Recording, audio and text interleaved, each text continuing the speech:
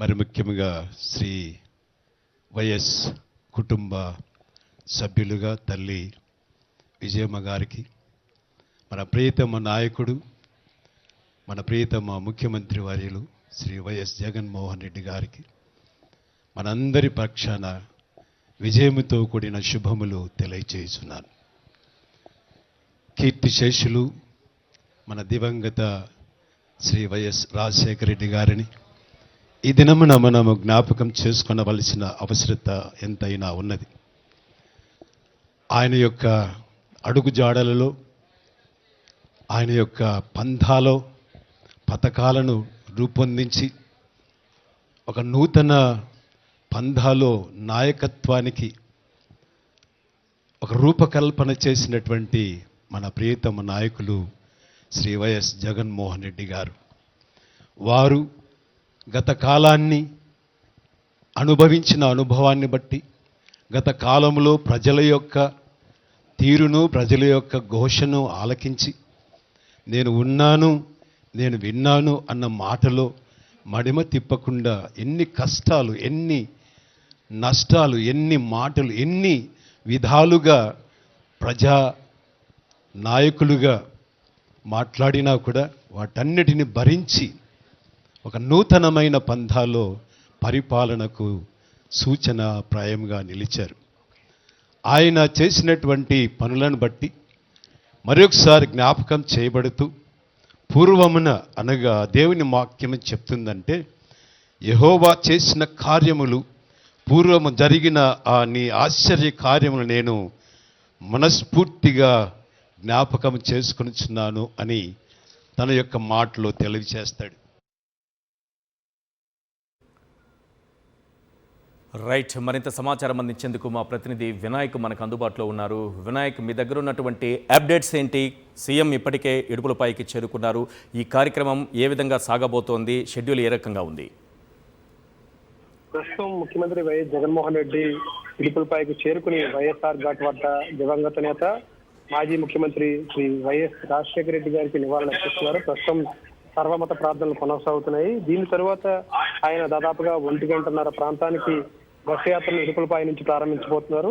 ఇది ఒక చారిత్రాత్మకమైన బస్సు యాత్రగా మనం భావించాల్సి ఉంటుంది. ఎందుకంటే గడిచిన 5 ఏళ్ల పాటు కూడా సంక్షేమాన్ని, అభివృద్ధిని కొనసాగించిన ప్రభుత్వంగా ప్రజల్లో కనవేసిపోయిన ఈ ప్రభుత్వం ఇప్పుడు మరోసారి దీవించాలంటూ కూడా ఆయన ప్రజల్లోకి నేరుగా వెళ్ళబోతున్న నేపథ్యంలో ఈ బస్సు యాత్ర ద్వారా ఆయన దాదాపుగా 20 నుంచి 25 రోజుల పాటు కూడా ప్రజాక్షేత్రంలోనే ఉండబోతున్నారు.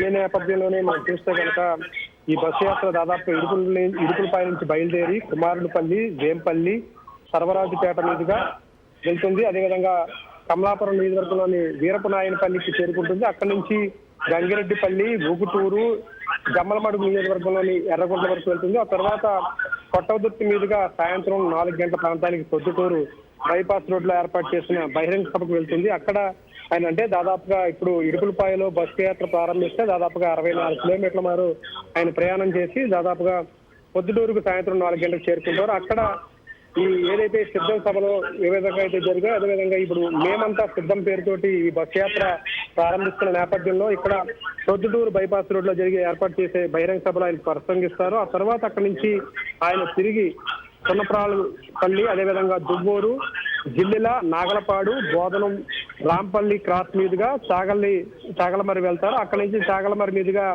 నంద్యాల జిల్లాలోకి అడుగు పెడతారు. అక్కడి నుంచి రాత్రికి ఆళ్లగడ్డ బైపాస్ చేరుకుంటారు. ఆళ్లగడ్డ నియోజకవర్గంలో రాత్రి బస్ చేయడం జరుగుతుంది. ఓవరాల్ గా తొలి రోజు దాదాపుగా 115 కిలోమీటర్ల మేర ఆయన ప్రయాణం ఉంటుంది.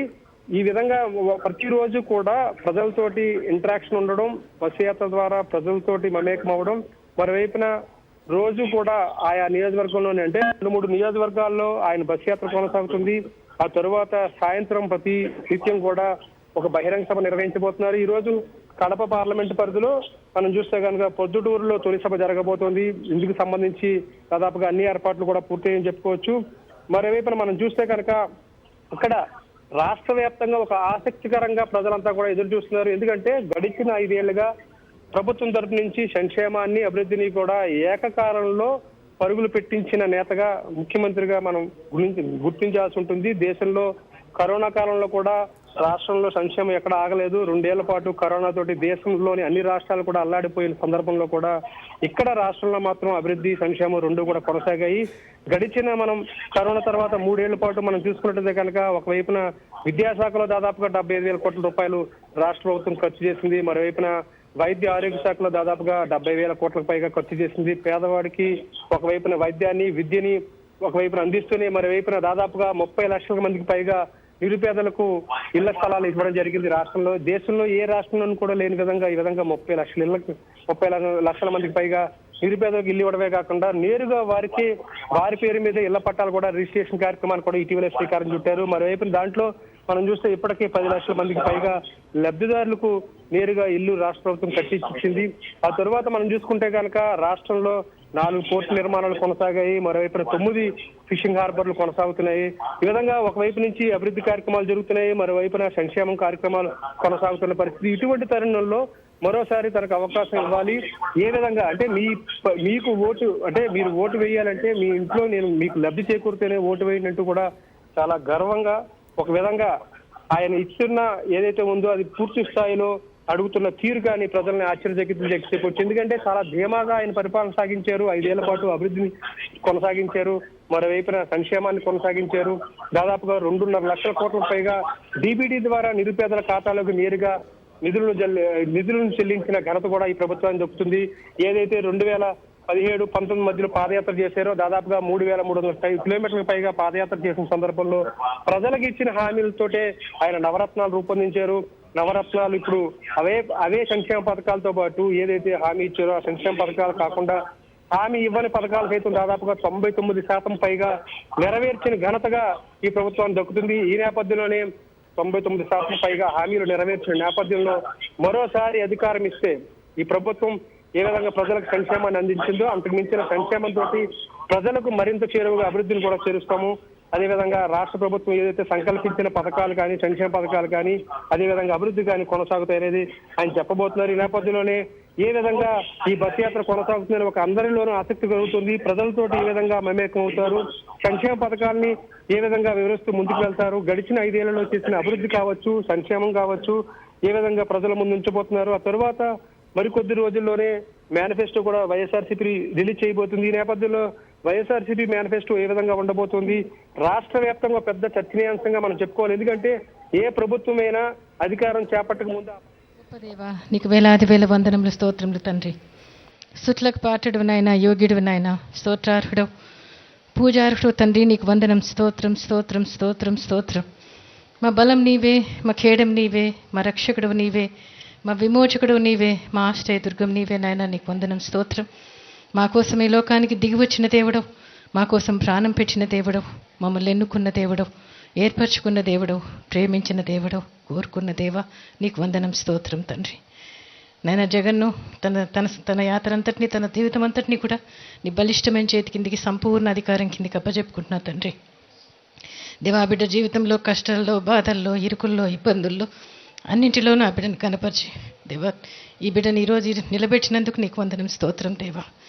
తండ్రి ఈ ఎన్నికల యాత్రలో తండ్రి మీ తోడు, మీ సన్నిధి ఉంచమని వేడుకుంటున్నా దేవా. యెహోవా నీ ముందు నడుచున్నాడు, నీకు తోడై ఉన్నాడు, భయపడకము, విస్మయమందుకము. నీతో వచ్చేవాడని నేనే, నీకు సహాయం చేయవాడని నేనే, నిన్ను విడవను ఎడబాయనని పలికిన దేవా నీకు స్తోత్రం తండ్రి. ఇశ్రాయేలు దేవుడు సైన్యం వెనుకటి భాగానికి కావలి ఉంటా అన్నావు దేవా. తండ్రి బిడ్డ సైన్యానికి కావలి ఉన్నందుకు స్తోత్రం దేవా. తండ్రి నీ కుడి చేతిని పట్టుకుని ఉన్నాను, భయపడుకోమంటున్నావు దేవా, నీకు వందనం. స్తోత్రం నైనా. యెహోవా నీ ముందు నడుచున్నాడు, నీకు తోడై ఉన్నాడు తండ్రి. నీ ముందున్న మెట్టలన్నీ సరాలం చేస్తాన్నావు, పర్వతాలు కొండలు చదును చేస్తాన్నావు దేవా. నీ ముందున్న ఇత్తడి తలుపులు ఇనుప గడియలు పగలగొడతానన్నావు ప్రభువా, నీకు స్తోత్రం. భయపడకమని చెప్తున్నావు తండ్రి, నీకు వందనాలు. స్తోత్రాలు తండ్రి దేవా. తండ్రి నీకు తోడై ఉన్నాను, దిగులు పడకము, నీ దేవుడినై ఉన్నాను, నిన్ను బలపరచువాడని నేనే, సహాయం చేయవాడని నేనే, నన్ను అయితే నీ దక్షిణ హస్తం నిన్ను ఆదుకుంటుందన్నావు ప్రభువా. ఈ బిడ్డతో మీరు వెళ్తున్నందుకు నీకు వందనం. స్తోత్రం తండ్రి దేవా. అన్ని విషయాల్లో చాలిన దేవుడుగా ఉన్నందుకు కూడా నీకు వందనాలు. స్తోత్రాలు తండ్రి. ఎన్ని విషయం పరిస్థితులు ఎదురైనా దేవా తండ్రి ఈ బిడ్డకు మీరు తోడుగా ఉన్నారని నమ్ముతూ విశ్వసిస్తూ ఈ బిడ్డని నీ చేతికి అప్పచెప్పుకుంటున్నా ఈ బిడ్డ మాటలు అడుగులో సమస్తంలోనూ మీరే మహిమ ఘనత తెచ్చుకోమని, ఈ బిడ్డతో మీరు నడుస్తున్నందుకు, ఈ బిడ్డతో వెళ్తున్నందుకు స్తోత్రం చెల్లించుకుంటూ, ఈ బిడ్డ పక్షంగా నజరేయుడైన యేసు నామంలో తండ్రి గొప్ప విజయాన్ని ప్రకటిస్తూ తండ్రి ఈ బిడ్డను ఆశీర్వదిస్తూ, ఈ బిడ్డతో పనిచేసే సైన్యం అంతటిని కూడా ఆశీర్వదించమని, అందరికీ మంచి మేలు జరిగించమని, రాష్ట్రానికి కూడా మంచి మేలు జరిగించమని, ఈ బిడ్డని ప్రయాణాన్ని మీ చేతికి అప్పచెప్పుకుంటూ మీ రక్తంతో కవర్ చేస్తూ మా ప్రభువైన యేసయ్య పుణ్య నామాన్ని బట్టి వేడుకుంటున్నాం తండ్రి. Amen. Thank you Father. Thank you Jesus.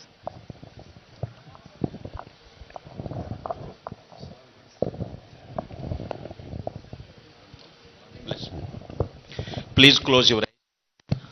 పరమ తండ్రి అయిన దేవుని ప్రేమ, ప్రభువైన యేసుక్రీస్తు వారి కృప మరియు పరిశుద్ధాత్ముని అన్యోన్య సహవాసము, నిత్య సమాధానము కూడిన మనకు, మన తోటి సకల పరిశుద్ధులకు ప్రత్యేకముగా ఈరోజు ప్రారంభించబడి దేవుని యొక్క మహాకృపలో శ్రీ వైఎస్ జగన్మోహన్ రెడ్డి గారు అత్యధిక ఆనందముతో తండ్రిని ఆరాధించు నిమిత్తము విజయము వరిస్తూ దేవుని కృప మహదైశ్వర్యములతో నిండుగా మనఃపూర్వకంగా ఆశీర్వదించబడినట్లుగా ప్రభురాకడ పర్యంతరము తోడై ఉండి కాపాడి నడిపించి ఆశీర్వదించునుగాక. Amen. Amen. Amen. May God bless you and all the best.